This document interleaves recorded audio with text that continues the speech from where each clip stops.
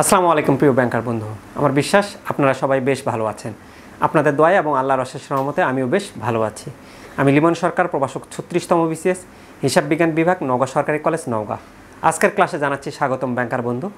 আজকে আমরা মূলত ব্যাংকিং প্রফেশনাল এক্সামিনেশনের জেআইবিবির প্রিন্সিপালস অফ ইকোনমিক্স মডিউল 1-এর ইকোনমিক্স অ্যান্ড ইন্ট্রোডাকশন সাবজেক্টের প্রথম ক্লাস নিয়ে আলোচনা করব ব্যাংকার বন্ধু। আমরা ধারাবাহিকভাবে এই চ্যাপ্টারের উপর ভিডিও দিতে থাকব। আপনারা যদি এই চ্যাপ্টারের উপর ভিডিওগুলো দেখেন এবং সেই সাথে আমরা আমাদের ভিডিওর ডেসক্রিপশান বক্সে প্রতিটা প্রশ্নের আমাদের ডেমো প্রিন্টেড হ্যান্ড নোটের লিঙ্ক দিয়ে দেব আমরা, তাহলে সেটা দেখে নেবেন এবং আমাদের ক্লাসগুলো করবেন।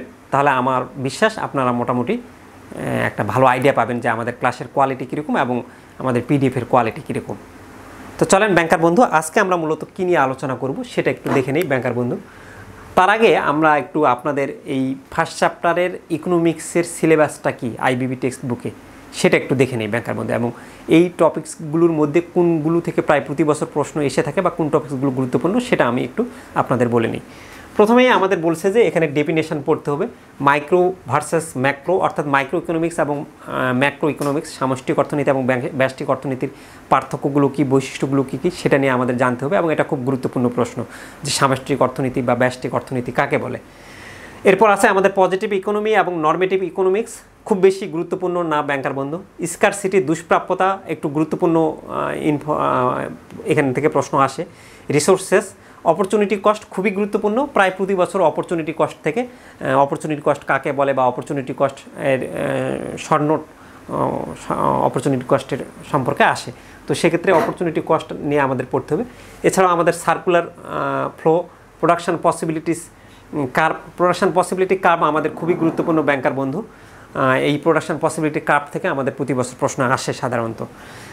Economic models, economic system, economic সিস্টেমটা আমাদের গুরুত্বপূর্ণ। 4টা ইকোনমিক যে সিস্টেম রয়েছে, পুঁজিবাদী অর্থনীতি, সমাজতান্ত্রিক অর্থনীতি, মিক্সড ইকোনমি, ইসলামিক ইকোনমিক্স, এই অর্থনীতিগুলো নিয়ে আলোচনা আমাদের জানতে হবে। এছাড়াও মার্কেট ইকোনমি এবং রেগুলেটেড ইকোনমি আছে। ধারাবাহিকভাবে আমরা চ্যাপ্টারের সব টপিকস আপনাদের আলোচনা কমপ্লিট করব এবং আইবিবি টেক্সট বইয়ের সে যে প্রশ্নগুলো দেওয়া আছে সেগুলো নিয়েও আলোচনা করব। তো চলেন আজকে আমরা যেগুলো মূলত আলোচনা করব, প্রথমেই 1 নম্বরে আমাদের অর্থনীতির সংজ্ঞা দিন, বা এটা আপনাদের আইবিবির 1 নম্বর প্রশ্ন টেক্সট বইয়ের শেষে ধরেছে, অথবা আলফ্রেড মার্শাল কর্তৃক প্রদত্ত অর্থশাস্ত্র বিষয়ের সংজ্ঞাটির বর্ণনা দিন এবং এর ব্যাখ্যা করুন। আলফ্রেড মার্শাল যে অর্থনীতির যে সংজ্ঞাটা দিয়েছে সেটা আমাদের জানতে চাইছে, যেটা 2010 সালে এসেছিল। এছাড়াও 2004, 2008 এবং 2019 সালে আসছিল যে অর্থশাস্ত্র হচ্ছে এমন একটি বিজ্ঞান যা মানুষের অভাব ও বিকল্প ব্যবহারযোগ্য সীমিত সম্পদের সম্পর্ক বিষয়ক মানব আচরণ সম্বন্ধে আলোচনা করে উক্তিটি ব্যাখ্যা করেন। এটা ইংলিশে এসেছিল ডিফাইন ইকোনমিক্স, অথবা or economics is the study of mankind in the ordinary of business life, discuss the statement, এভাবে প্রশ্নটা এসেছিল ব্যাংকার বন্ধু। Or define economics after Alfred Marshall, Alfred Marshall সম্পর্কে ইকোনমিক্সের কী সংজ্ঞাটা দিয়েছে, আর এটা এখানে আপনারা একটু দেখে নেবেন। তো চলেন আমরা প্রথমেই আমাদের আলফ্রেড মার্শাল কি বলছে ব্যাংকার বন্ধু সেটা আমরা একটু আলোচনা করি। মূলত ব্যাংকার বন্ধু আমরা জানি যে আমাদের পৃথিবীতে বা প্রত্যেকটা দেশের বা আমরা যে সমাজে বসবাস করি সেখানে কিন্তু আমাদের অভাব হচ্ছে অসীম, কিন্তু সম্পদ হচ্ছে সীমিত। এই সীমিত সম্পদ দিয়ে আমরা অসীম অভাবকে কিভাবে মেটাবো, বা আমাদের এই সীমিত সম্পদ দিয়ে আমাদের অর্থনৈতিক সমস্যাগুলোর সমাধান কিভাবে হবে, এটা যে শাস্ত্রে আলোচনা করা হয় সেটাই মূলত ইকোনমিক্স। আলফ্রেড মার্শাল অনেক আগে বলেছেন যে মূলত মানুষ তার দৈনন্দিন অর্থনৈতিক কর্মকাণ্ডে কেন লিপ্ত হয়, বা মানুষ অর্থনৈতিক উপার্জন কেন করতে চায়, মানুষ কাজ করতে কেন করতে চায়, তার মূল কারণটাই হচ্ছে মানুষের যে বিভিন্ন অভাব রয়েছে সেই অভাবগুলো মেটানোর জন্য তার অর্থ দরকার, এবং সে যখন এই অর্থনৈতিক কর্মকাণ্ডে লিপ্ত হবে তখন সেই যে আয়টা করবে এই আয় দিয়ে তার যে ব্যয়গুলো বা তার যে অভাবগুলো আছে সেগুলো কিন্তু মেটাতে পারবে।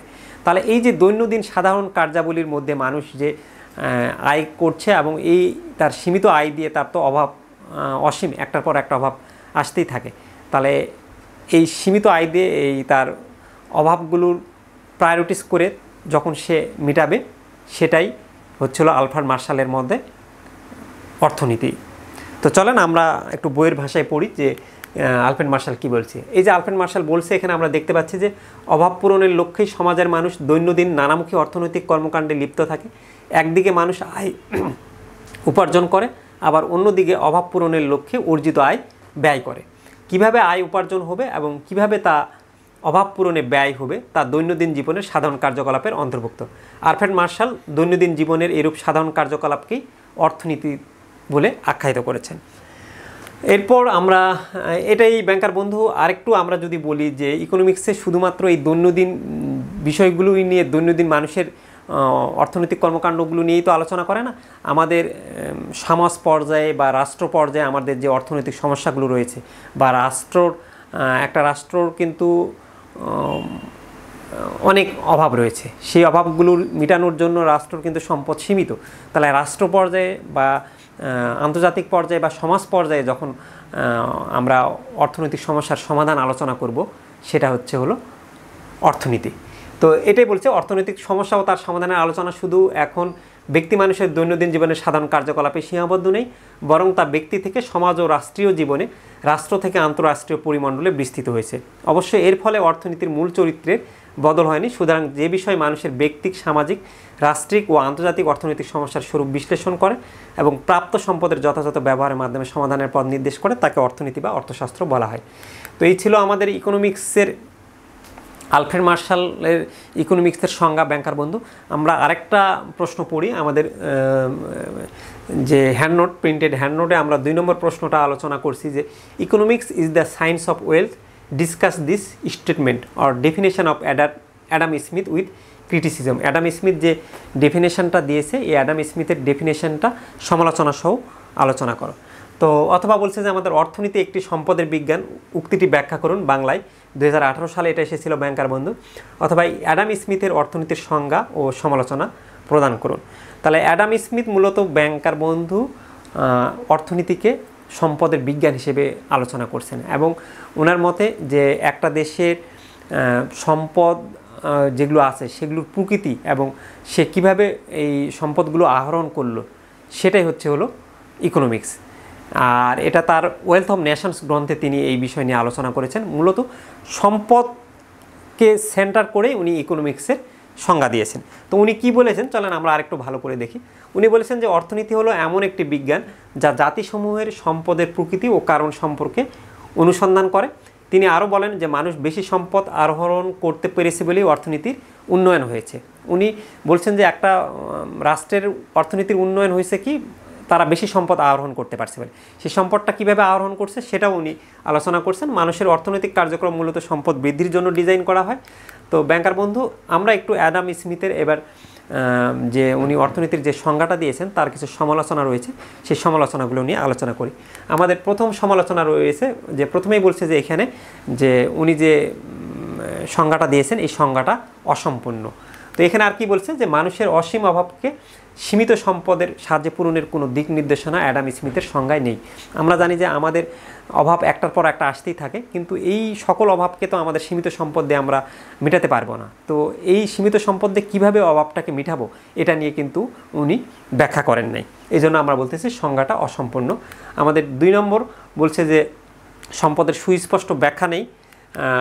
অ্যাডাম স্মিথ সম্পদ বলতে শুধুমাত্র বস্তুগত দ্রব্যকেই বুঝিয়েছেন, কিন্তু যেমন ডাক্তারের সেবা বা একটা শিল্পী যে গান করছে এগুলোকে উনি সম্পদ হিসেবে দেখান নাই। অবস্তুগত দ্রব্য যে সম্পদ হতে পারে সেটা উনি আলোচনা করেননি। এই জন্য এখানে আমরা বলতেছি যে সম্পদের সুস্পষ্ট ব্যাখ্যা নেই।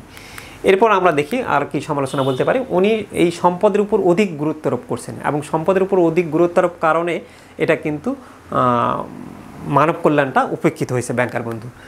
আর কি বলছেন উনি, এটাকে বলছেন যে সম্পদ আহরণকে সর্বাধিক গুরুত্ব প্রদান করায় কার্লাইল ও রাসবিন অর্থনীতিকে হতাশাবাদী বিজ্ঞান হিসেবে আখ্যায়িত করেছেন এবং এটা একটা স্বার্থপরতা হয় যে মানুষ শুধু খালি সম্পদ আহরণের কথাই চিন্তা করবে, কি মানুষের কি মানবিক গুণাবলীর দিক চিন্তা করবে না?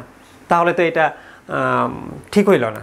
এরপর আমরা বলছে যে মানব কল্যাণ উপেক্ষিত হয়েছে, যে মানুষের সকল কাজকর্ম এবং সুখ শান্তির একমাত্র ভিত্তি খালি আমি সম্পদই উপার্জন করব, সম্পদ নিয়ে যদি আমি বেশি লালায়িত হই বা লিপ্স হই তাহলে কিন্তু তখন আমার মানসিক শান্তি থাকবে না।